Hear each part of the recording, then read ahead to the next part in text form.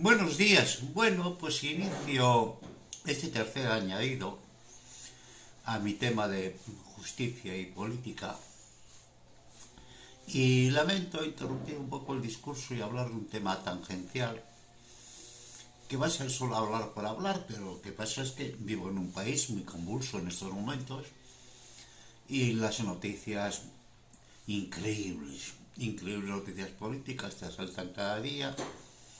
Y aunque tengo prometido que no volvería a hablar de política española porque me produce repugnancia, como viene más o menos dentro del concepto general de lo que estoy hablando en estos momentos, pues voy a hacer un pequeño aparte en este añadido que es el tercero.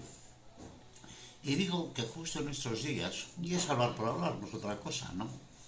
Justo en estos días en España se está produciendo la renovación del Tribunal Constitucional, que es la más alta magistratura, la piedra angular del sistema político y judicial español, ya que todo emana de la Constitución española, ya que decide sobre la posible inconstitucionalidad de las leyes emitidas por el gobierno en un momento muy convulso del panorama político español, ya que el gobierno está absolutamente mediatizado por socios separatistas, comunistas, radicales de izquierda, tontos confesos, en fin, de todo. Lo peor de la sociedad española está en el gobierno de España en estos momentos, pero cuyos votos le son necesarios al presidente del gobierno, y entonces, pues en fin, está dictado lo que dicen esta panda de delincuentes para continuar en el poder. Se están haciendo leyes absolutamente disparatadas, propias de delincuentes dementes, que terminarán en el Tribunal Constitucional, lógicamente. De ahí lo importante de colocar a los suyos, a los jueces obedientes y sometidos al presidente del gobierno en dicho tribunal, pues para que sacralicen el disparate. Y no se necesitan más explicaciones sobre la batalla que se está desarrollando, lo veis claramente, me imagino. A mí lo que me está llamando la atención no es el sometimiento de juristas de altísimo nivel a los deseos alocados y malvados de un psicópata, que es lo que tenemos en la presidencia del gobierno, que está haciendo leyes en beneficio de delincuentes, ladrones y corruptos, que está destruyendo España y todo el entramado institucional, jurídico y político, que es el basamento de la nación, está haciendo unos descosidos absolutamente colosales. La naturaleza humana es la que es, las carreras dependen de quien depende, y no tengo muy buena opinión de la clase judicial, visto lo visto, y como ya tengo desarrollado en otras partes de la obra. Lo que siento es pena, mucha pena, que la clase mejor preparada de la función pública sea capaz de caer en estos abismos de degradación profesional y personal. Y lo que pienso del gobierno actual de España, de esta banda de ignorantes, infatuados y descarados delincuentes, que también lo tengo escrito en mi blog, de manera que no es para mí ninguna novedad, sino a repetición. Repito, a mí lo que me está llamando la atención mucho es que teniendo como tenemos un sistema jurídico codificado, es decir, los jueces únicamente, teóricamente, solo pueden aplicar la ley, no caben interpretaciones, solo aplicación, porque no tiene otra función, nada más que la aplicación de la ley. La clase jurídica está dividida entre progresistas y conservadores, es decir, que manifiestan por anticipado estar dispuestos a retrasar las leyes en función de su posicionamiento ideológico. En este caso concreto, los progresistas nombrados por el gobierno a favor de decir los disparates legislativos de este montón de golfos que compone el gobierno actual, y los conservadores en sentido contrario. Como es natural, distintas son las asociaciones profesionales. Las asociaciones profesionales son de clase y ahí no tengo nada que decir, pero luego las asociaciones ideológicas en la judicatura sí que tengo que decir. Sí que tengo que decir, y tenemos que decir todos los españoles, esto es un disparate, pero ¿qué coño pintan las ideologías en las asociaciones de jueces? Bueno, me da tanta vergüenza y tanta pena esto que estoy escribiendo, esto que estoy hablando en estos momentos, que si de mí dependiera sacaría de la carrera judicial a todos los jueces progresistas y a todos los conservadores. ya que en mi criterio los jueces solo deben administrar y aplicar la ley sin ningún posicionamiento ideológico. Y el que tenga un posicionamiento ideológico se dedica a la política, no a la ley, ya que la está pervirtiendo desde su base. Estás pervirtiendo a la ley desde su base porque tienes un posicionamiento ideológico que aparentemente va contigo y vas a obedecer lo que digan los progresistas en el gobierno o lo que digan los conservadores cuando estén en el gobierno. ¡Qué vergüenza! ¡Qué vergüenza! ¡Qué vergüenza! ¿A qué nivel de degradación está llegando un gran país?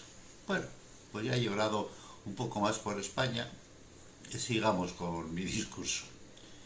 Hablemos ahora de la clase política. Y continuando con mi discurso, que es lo que estaba escribiendo en estos añadidos, podríamos dividir a todos aquellos que quieren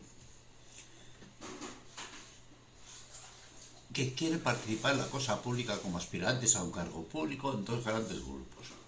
El primero de ellos, el de los jóvenes que quieren dedicar su vida a la política, que tienen la llamada, la vocación al servicio público, y el segundo de ellos, aquellos que quieren participar en la política a una edad madura. Y es necesario que los seres humanos que deseen participar en la cosa pública imprimamos y desarrollemos lo que los filósofos grecorromanos definieron como las virtudes cardinales, las virtudes esenciales del ser humano, ese tipo de virtudes que son la base para el desarrollo armónico y adecuado de un ser humano, el soporte de todas las virtudes que de ellas nacen, a saber, prudencia, justicia, fortaleza y templanza.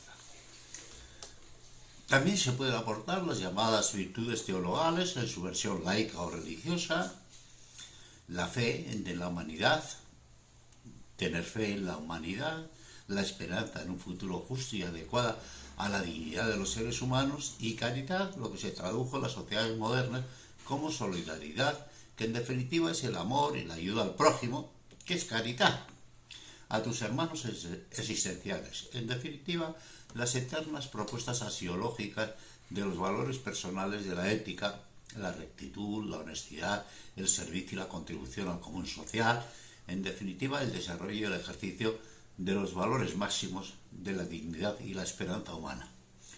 Y en faltando este desarrollo virtuoso en un ser humano, hay que evitar que seres potencialmente perversos o poco preparados puedan acceder a ningún tipo de carrera política. ¿Lo entendéis?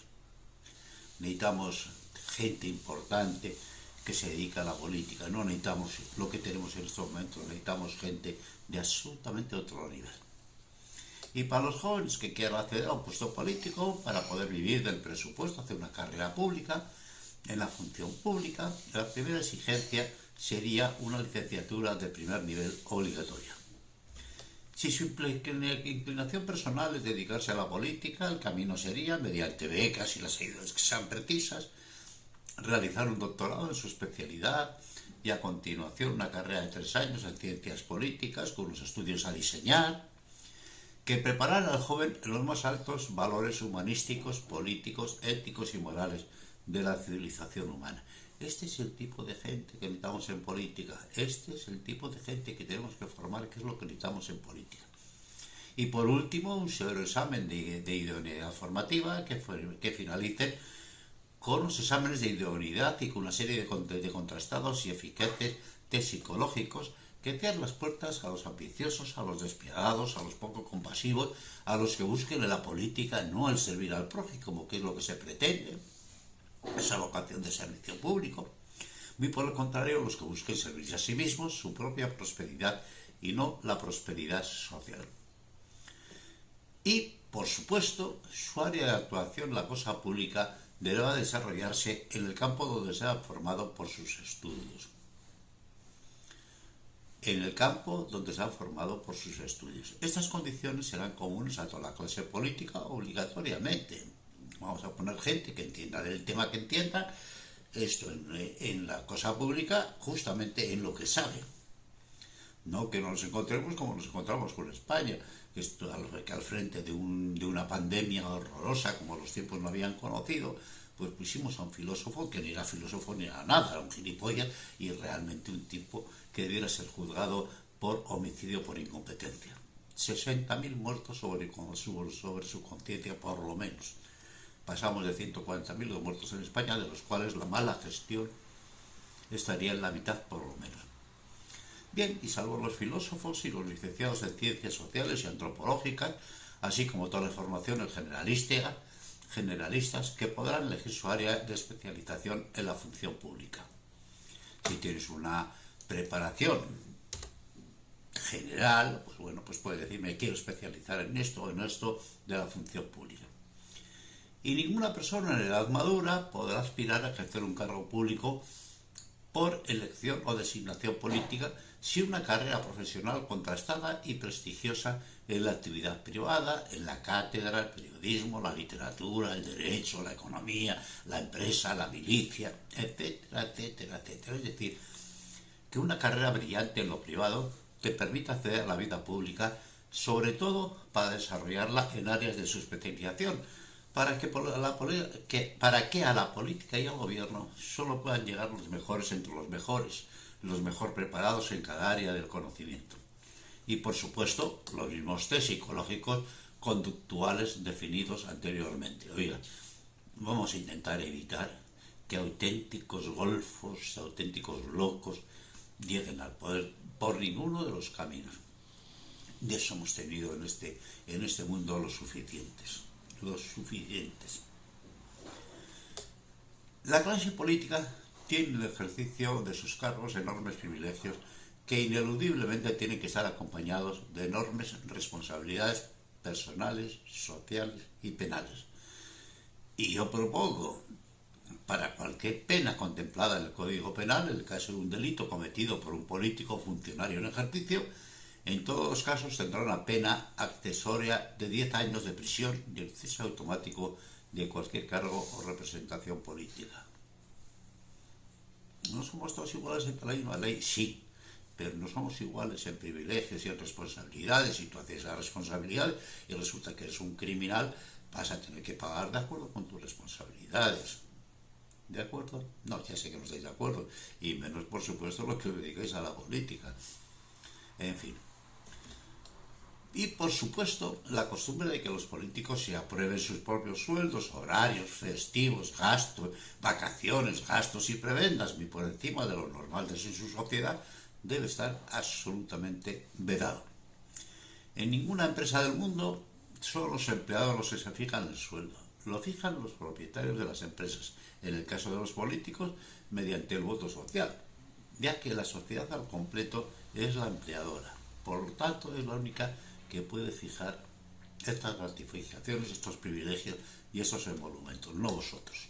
No vosotros para vosotros mismos, ¿no? Que sois una panda absolutamente inclasificable de golfos.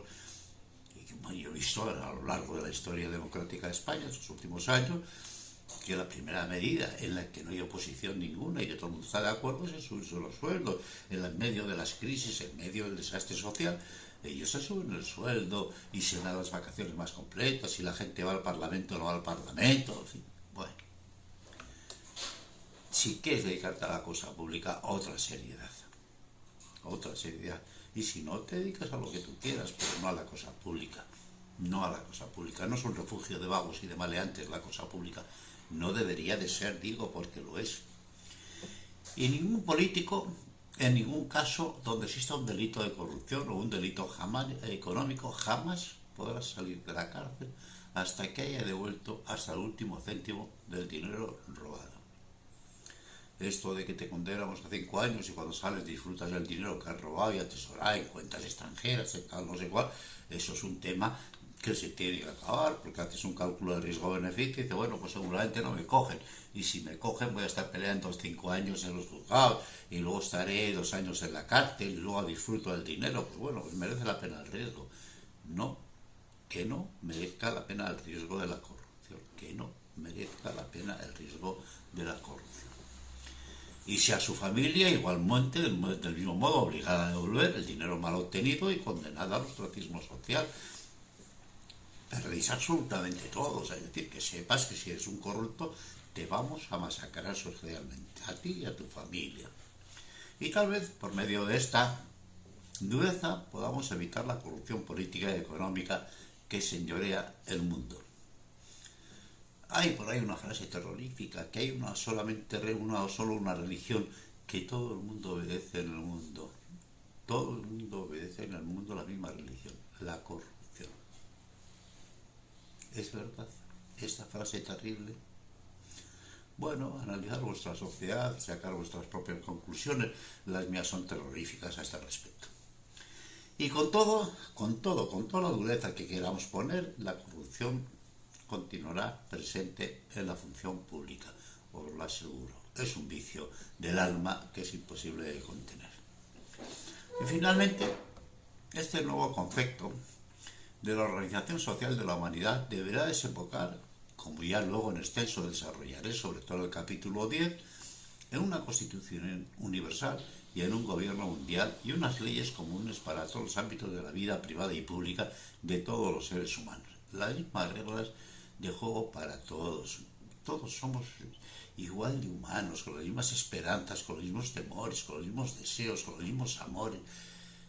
Tengamos las mismas reglas de juego para todo, porque vamos a tenerlas distintas por sociedades. ¿Qué culpa tiene el niño que está naciendo en países despóticos o la niña que le van a estar negando la educación, le van a estar negando sus derechos más básicos, va a estar dominado por un sápatra, por un incompetente?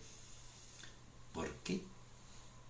Y gente desde que nace está condenada a regímenes absolutamente absurdos.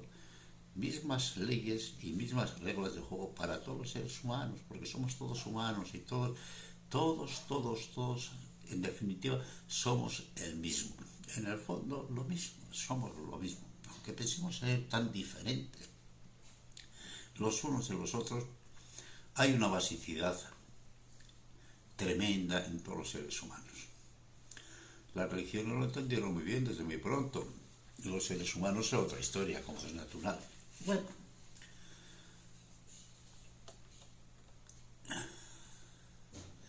y esta unificación jurídica es inevitable y es esencial.